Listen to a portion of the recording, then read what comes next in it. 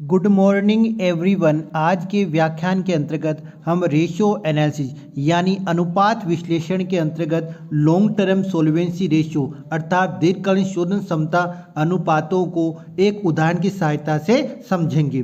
दीर्घकालीन शोधन क्षमता अनुपातों अर्थात लॉन्ग टर्म सोल्वेंसी रेशियो में 6 अनुपातों को शामिल किया गया है। नंबर 1 डेब्ट इक्विटी रेशियो, नंबर 2 डेब्ट service ratio, number 3 fixed ratio, number 4 proprietary ratio, number 5 fixed assets ratio और नंबर 6 सोल्वेंसी रेशियो। आगे हमने एक एग्जाम्पल लिया है और बताया है किस प्रकार से इन अनुपातों की गणना करते हैं। एग्जाम्पल इस प्रकार से है।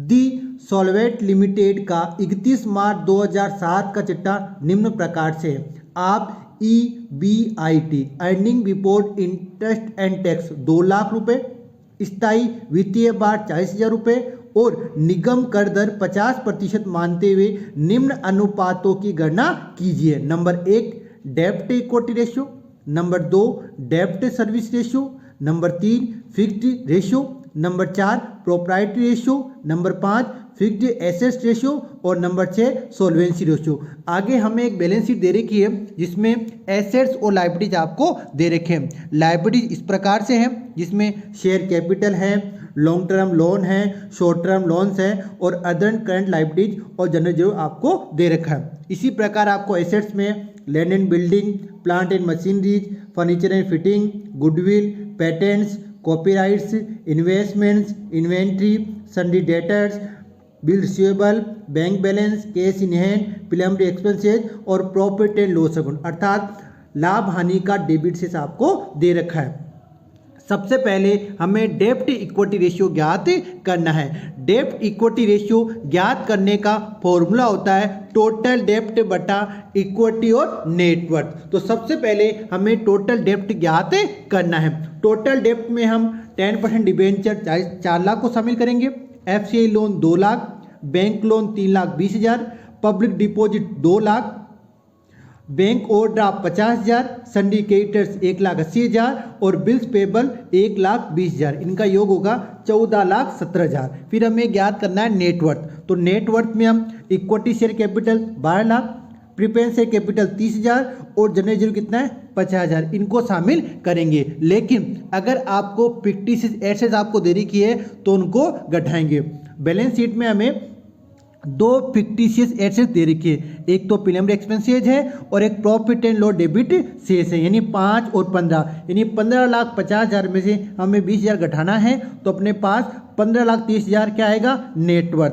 तो अब टोटल डेब्ट कितना है? टोटल डेब्ट है 14,17,000 और अपने पास जो नेटवर्थ है वो है 15,30,000। तो 14,17,000 में जब 15,30,000 भाग देंगे तो अपने पास आएंगे 0.96 अनुपात 1। यह आ गया डेब्ट इक्विटी रेशियो। यह अनुपात आदर्श अनुपात के बहुत नजदीक है क्योंकि आदर्श अनुपात 1:1 माना जाता है। नंबर 2 डेब्ट सर्विस रेशियो। डेब्ट सर्विस रेशियो ज्ञात करने का फॉर्मूला आता है वो होता है EBIT यानी earning before interest and tax बटा इंटरेस्ट।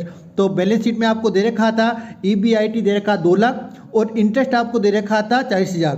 तो 2 लाख में जब 40,000 का भाग देंगे तो अपने पास आएंगे 5 times. Number 3 fixed ratio. Fixed ratio ज्ञात करने का फॉर्मूला होता है वो होता है टेंजिबल फिक्स एसेट्स बटा लॉन्ग टर्म लायबिलिटीज। तो सबसे पहले हमें टेंजिबल फिक्स एसेट्स ज्ञात करनी है। तो टेंजिबल फिक्स एसेट्स में land and building 8 lakh, plant and machines 4 lakh और फर्नीचर फिटिंग को 2 लाख, यानी 14 लाख आएंगे आपके टेंजिबल फिक्स एसेट्स। फिर ज्ञात करना आपको लॉन्ग टर्म लायबिलिटीज। तो लॉन्ग टर्म लायबिलिटीज में 10% डिबेंचर 4 लाख और FCI लोन है 2 लाख, यानी 6 लाख आएंगे।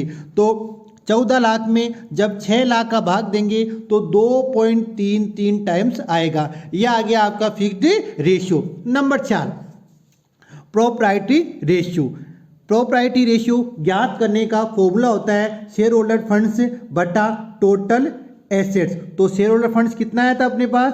वो आया था आपके पास यानी नेटवर्थ आया था 15,30,000। तो 15,30,000 में टोटल एसेट्स आपको दे रखी है 30 लाख। 30 लाख कैसे है? क्योंकि एसेट्स का योग है 30,20,000, उसमें से अपने को 50 से कम करेंगे तो अपने पास आएंगे 30 लाख, तो 15,30,000 में जब 30 लाख का भाग देंगे तो अपने पास आएंगे 0.51, यानी 51% आपका आएगा प्रोप्राइटरी रेशियो। नंबर 5 है fixed assets ratio. Fixed assets ratio ज्ञात करने का फॉर्मूला होता है कैपिटल एम्प्लॉयड बटा नेट फिक्स्ड एसेट। तो सबसे पहले हमें कैपिटल एम्प्लॉयड ज्ञात करनी है। तो कैपिटल एम्प्लॉयड में हम शामिल करेंगे इक्विटी से capital 12 lakh, preference share capital 3 lakh और जनरल कितना है 50,000। उसमें से पहले प्रीलिमिनरी एक्सपेंसेस और पीएनएल घटा देंगे, फिर उसमें से हम लॉन्ग टर्म लोन जोड़ देंगे, यानी कि 15,50,000 में से जब 20,000 घटाएंगे तो 15,30 और 15,30 में लॉन्ग टर्म लोन जिसमें 10% डिवेंचर है और एफसीआई लोन है, यानी 4 और 2 लाख जोड़ेंगे तो 21,30,000 क्या आएगा अपने पास, वो आएगा अपने पास कैपिटल एम्प्लॉयड। फिर हमें ज्ञात करना है नेट फिक्स्ड एसेट। तो फिक्स एसेट्स में क्या क्या आएगा भाई, land and building 8 lakh, plant and machine 4 lakh, furniture और फिटिंग 2 लाख। अब इसमें जो इनटेंजिबल वो भी आएगी, जिसमें गुडविल 1 लाख है, पेटेंट से 50,000, कॉपीराइट से 50,000, तो इनको जोड़ देंगे तो अपने पास आएंगे 16 लाख, यानी कि 21,30,000 में जब 16 लाख का भाग देंगे तो अपने पास 1.33 ये आ गया fixed assets ratio. Number 6 solvency ratio. Solvency ratio ज्ञात करने का फॉर्मूला होता है टोटल लायबिलिटीज बटा टोटल एसेट्स, यानी कुल दायित्वों में कुल संपत्तियों का भाग देना है। कुल दायित्व अपने पास है 14,70,000 और टोटल एसेट्स दे रखा आपको 30 लाख।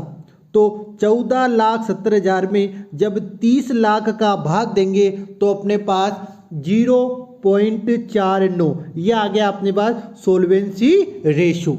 इस प्रकार आज के व्याख्यान के द्वारा हमने एक उदाहरण की सहायता से लॉन्ग टर्म सोल्वेंसी रेशियो अर्थात दीर्घकालीन शोधन क्षमता अनुपातों को समझा। धन्यवाद।